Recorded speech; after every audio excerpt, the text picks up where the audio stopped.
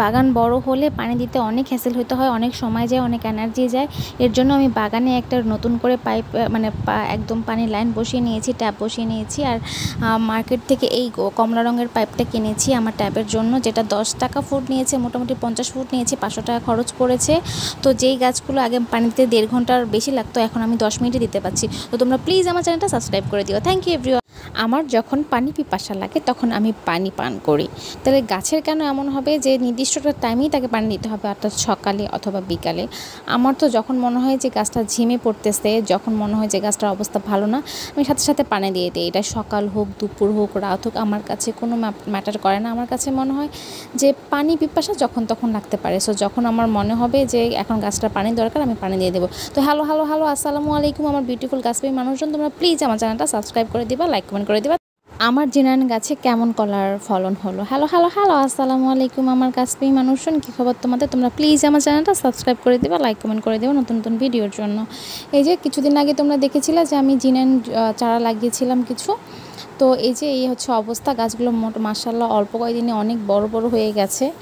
আমি আশা করতেছি সামনের বছর হয়তোবা আমি এখান থেকে ফলন পেতে পারি।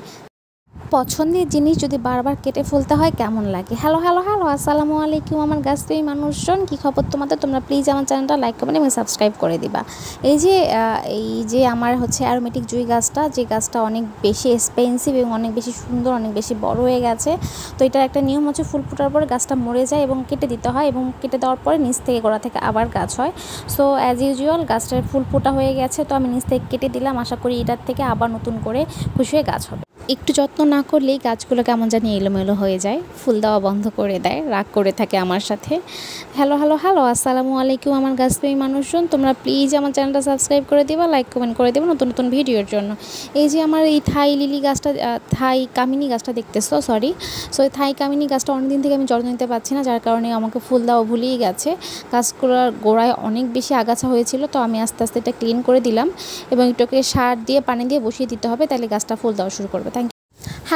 হ্যালো আসসালামু আলাইকুম আমার গাছপ্রেমী মানুষজন, কী খবর তোমাদের? তোমরা কেমন আছো? তোমরা জানো আমার একটা হাইরেঞ্জিয়া গাছ আছে, গাছটা অনেক বড় হয়ে গেছে মাশাআল্লাহ।